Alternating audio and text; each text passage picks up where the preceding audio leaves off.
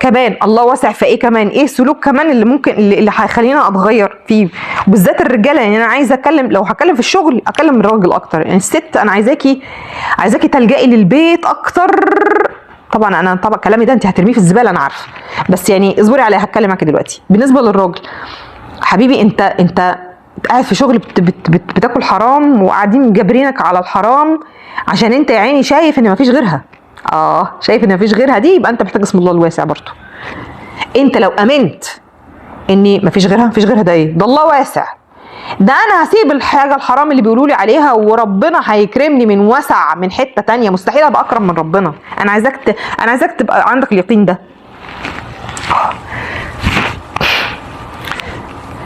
اكل حرام واكل عيالي حرام وابني حياتي من حرام عشان انا حاسس ان مفيش فرص؟ لا لا لا لا لا لا. بيعاملوك وحش مثلا، وانت قاعد متحمل المعامله الوحشه والاهانه والضرب على الدماغ عشان خاطر ان مفيش غيرها. لو انت قاعد بمزاجك عشان انت حابب الشغلانه، ركز معايا في اللي بقوله ده. لو انت قاعد بمزاجك عشان انت حابب الشغلانه، وقاعد عارف تهندل، يعني عارف القرف اللي انت فيه ده عارف تمشيه،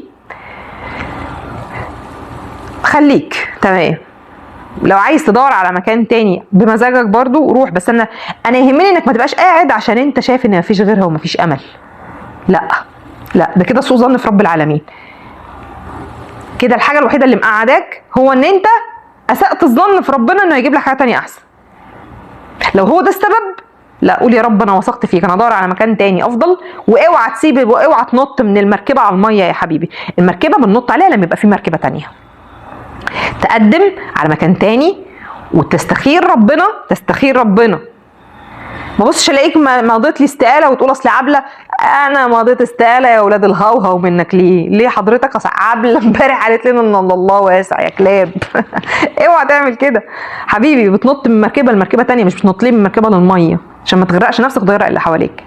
بحكمه برضو. انا عندي عشم في ان انت عندك حكمه. تعمل ايه امتى، تعمل ايه بالقدر الصح في الوقت الصح.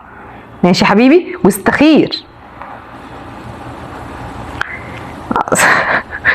الله واسع. اديني ما انا سايبها، انت خد ادي البتاع اهو.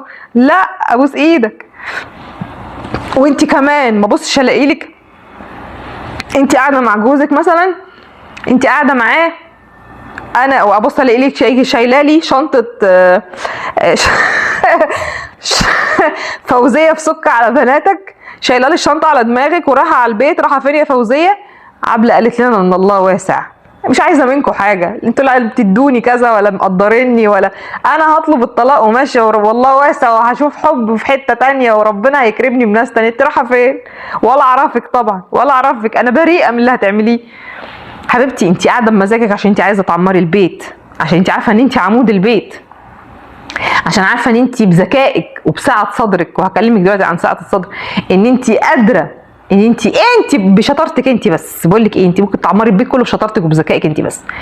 اني انا قاعده بمزاجي وقاعده بتحمل لكم كلكم بقرفكم ده، وانت يا ابو حمالات انت انا مستحملاك بمزاجي عشان انا عايزه اعمر بيتي، مش اخرب بيتي انا عشان خاطر حاجه، لا، وقاعده وبمزاجي. انما انت هكلمك انت يا بنوته، هجيب سيرتك دلوقتي كمان شويه. انك قبلتي بحاجه وحشه جدا جدا لمجرد انك مش لاقي حد يقويكي. لا حبيبتي، انت التفكير معاكي تفكير مختلف، هجيلك دلوقتي. فراحه فين يا فوزيه؟ لا فوزيه يا حبيبتي شيلي الشنطه يا ماما واقعدي يا حبيبتي استهدي بالله، انا ما بقولكيش سيبي الدنيا الله الواسع، لا يا حبايبي ما قلتش كده خالص. تمام. عبله قالت ولا اعرفك والله. خلاص طيب، فلنفرض ان انت دلوقتي اللهم صل على سيدنا محمد، انت بتتذليش لحد ولا انت بتتذلل لحد في حاجه خالص، لا في علاقه ولا في شغل ولا في تمام. ليه؟ انت مثلا دلوقتي قاعده مع خطيبك، لان يا حبيبتي بالظبط ممكن قبل الجواز نقدر نتكلم معاكي سيبي وما تسيبيش براحتك. الجواز ده حاجه تانية خالص يا جماعه. كتب كتاب ماشي برضه اتكتب كتابكم، ليه كلام مختلف برضه عن الجواز اللي هو الحقيقي، ليه كلام مختلف عن لو في عيال. ايه ده؟ بيت حاجه تانية خالص، كلام فيها حاجه تانية خالص. فلنفرض مثلا انت خطيب ما صدقتي لقيتي حد معجب بيكي، فقاعده متحمله قرفه وقله ادبه ولسانه الطويل واستهزاؤه بيكي وعمال يشوف نفسه عليكي. ايه ده ايه ده ايه ده؟ انت قاعده معاه ليه؟ قاعده معاه بمزاجك عشان انت يد عليا، انت اللي بتحاولي يعني تصلحيه، ولو اني انا ضد فكره انك تاخدي واحد تصلحيه دي. احنا معلش انت مش انت انت مش مركز صيانه يعني. ايه كان فيكس هم دي؟ لا، من ترضون دينه وخلقه، الرسول صلى الله عليه وسلم قال من ترضون دينه فزوجوه. انما اخده اصلحه، ما ضامنه انت يعني الضمان ان هو داخل في الضمان ولا مش داخل؟ افرض يعني لا. تمام. انما خلينا نتكلم عن الخطيب، لانه ده لو كان دخل بيتك اصلا، ها انت يا كتكوته يا اللي قاعده مستحمله لي واحد ما تعرفوش اصلا، ولا خطب ولا جه بيت ولا اي حاجه، انت بتعملي ايه؟ كده خلط، كده خلط حبيبتي. قاعده مستحمله قله ادب وبتاع عشان ايه؟ عشان انت حاسه ان مفيش حد تاني غيره هيبصلك. لا يا حبيبتي، اسم الله الواسع يجي يقول لك ايه اللي بتعمليه في نفسك ده؟ ايه ده؟ انت بتتذلي وتذلي نفسك والله الواسع ربك. لا انت كده اسأتي الله، اسأتي الظن في الله. انت بكل اصول وادب واحترام، عشان احنا ولاد اصول وستات محترمه.